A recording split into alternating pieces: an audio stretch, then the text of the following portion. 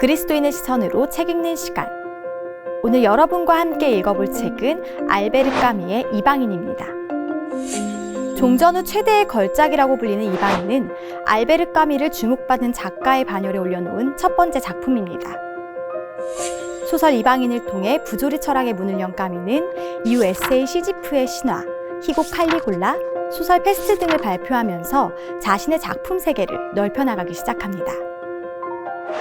이렇듯 프랑스를 넘어 전 세계 앞에 부조리라는 묵직한 화두를 던져놓은 까뮈는 1957년 44살이라는 젊은 나이에 노벨문학상을 수상합니다.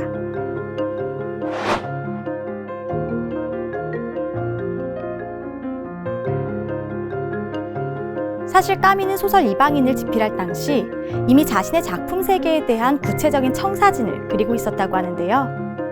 그것은 그가 평생에 걸쳐 풀고자 했던 난제, 즉 부조리한 삶의 이면을 발견할 때 우리는 어떤 태도로 살아가야 하는가에 대한 본질적인 답을 찾는 것이었습니다. 그리고 부조리라는 이 희대의 난제를 우리에게 소개하는 것이 바로 소설 이방인이 맡은 역할이었던 거죠. 이방인에는 세 개의 죽음이 등장합니다.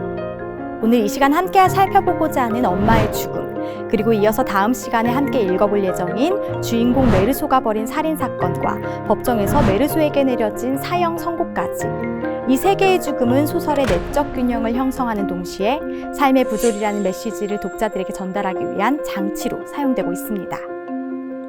사실 이방인은 설명을 배제한 객관적인 묘사가 특징적인 작품입니다. 그래서 소설을 읽는 동안 낯설고 애매하다는 느낌을 떨칠 수 없으실 텐데요. 난해하고 어려운 작품인 만큼 도입과 본격적인 비평을 나누어서 이야기해 보도록 하겠습니다.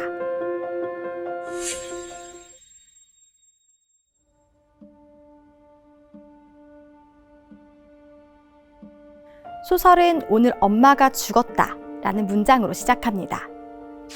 주인공 메르소는 어머니의 장례를 치르기 위해 양로원으로 향하는 길이었죠. 이후 양로원에 도착한 메르소는 절차에 따라 장례식을 진행합니다.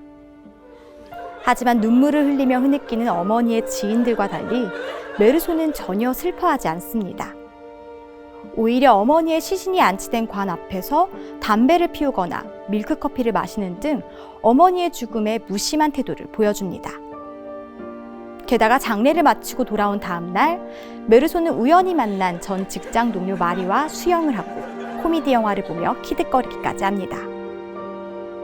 어머니의 죽음은 그의 일상에 아무런 영향도 미치지 않는 걸까요?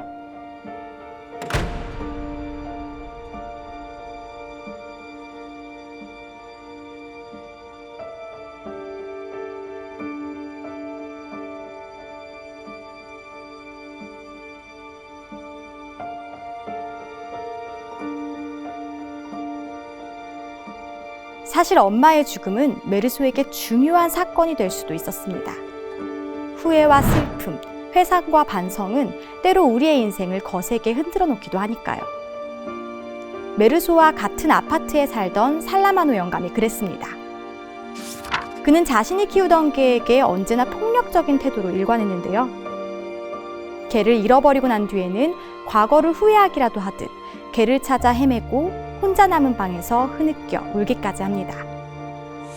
개를 잃어버린다는 것, 그것은 살라마노 영감에겐 개의 죽음을 의미했기 때문입니다.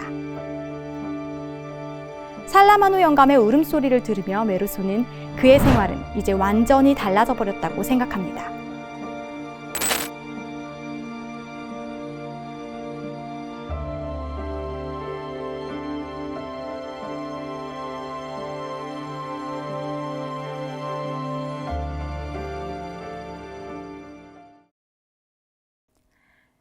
살라마노 영감을 바라보는 메르소의 시선을 따라가며 우리는 다시 소설의 첫 문장을 떠올려 봅니다. 오늘 엄마가 죽었다. 이것은 분명 일상을 깨뜨리는 지진 같은 문장입니다. 이러한 엄청난 사건을 겪고도 삶의 변화가 없다는 것을 우리는 쉽게 받아들이지 못합니다. 그래서 우리는 살라마노 영감이 흐느껴 울었던 것처럼 메르소 역시 어디선가 흐느껴 울고 있기를 기대하는 걸지도 모릅니다. 하지만 우리의 기대는 산산이 부서집니다. 엄마의 죽음을 겪고도 메르소의 삶은 달라지지 않기 때문입니다. 그런데 문제는 이러한 메르소의 모습에 불편함과 불쾌함을 느끼면서도 한편으로는 어딘가 익숙하다는 생각을 떨칠 수 없다는 것입니다. 왜냐하면 냉소적이고 냉담해 보이는 메르소에게서 우리의 모습이 겹쳐 보이기 때문입니다.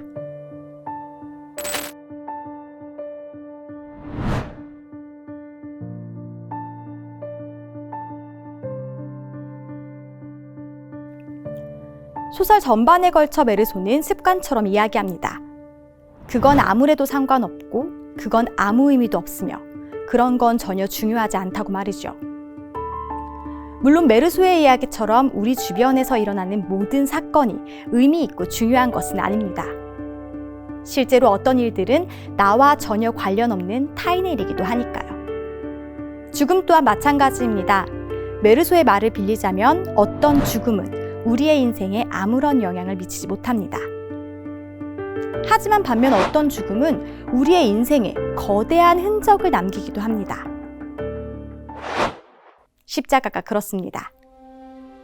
그리스도인에게 십자가는 삶의 전반을 뒤흔드는 거대한 흔적입니다. 그러나 십자가 앞에서도 우리의 삶이 전과 같다면 우리는 그것을 어떻게 받아들여야 할까요?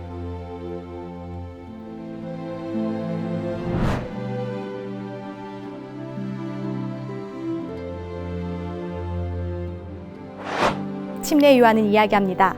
보라, 세상 죄를 지고 가는 하나님의 어린 양이로다. 짧지만 강렬한 이 문장은 침례 요한의 인생을 완전히 바꿔 놓습니다. 그의 인생에 이 문장이 기록된 이후 전과는 완전히 달라진 삶을 살게 된 것입니다. 오늘 엄마가 죽었다. 문학사에서 가장 강렬한 첫 문장을 꼽을 때면 소설 이방인의 시작을 알리는 이 문장은 빠지지 않고 등장합니다. 그만큼 이 문장, 아니 이 사건은 소설에서 중요한 역할을 담당하고 있습니다.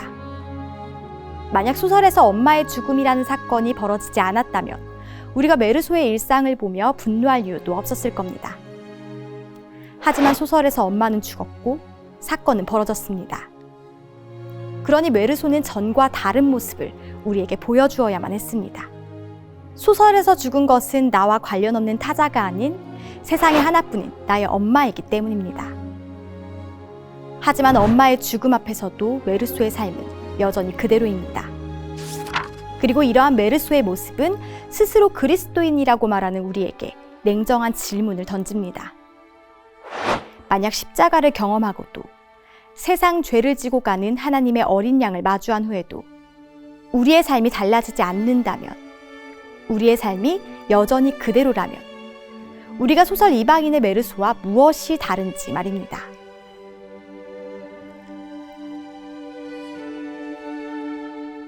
엄마의 죽음 앞에서도 메르소의 일상은 달라지지 않습니다. 오히려 그는 도덕, 관습, 심지어 사랑까지도 아무 의미 없는 일이라고 이야기합니다. 그건 아무래도 상관없고 그건 아무 의미도 없으며 그런 건 전혀 중요하지 않다고 말이죠. 그런 메르소의 모습을 바라보면서 십자가 앞에서 나는, 또 우리는 어떤 모습으로 살아가고 있는지 다시 한번 생각해 봅니다. 우리의 인생에 거대한 흔적을 남긴 메시아의 죽음을 경험하고도 이전과 다를 것 없는 삶을 살고 있다면, 결국 달라진 것은 아무것도 없는 인생이 계속되고 있다면 그보다 슬픈 일이 어디 있을까요? 그리스도인에게는 반드시 기억해야 할 죽음이 있습니다. 우리의 인생을 바꿀 위대한 문장이 있습니다.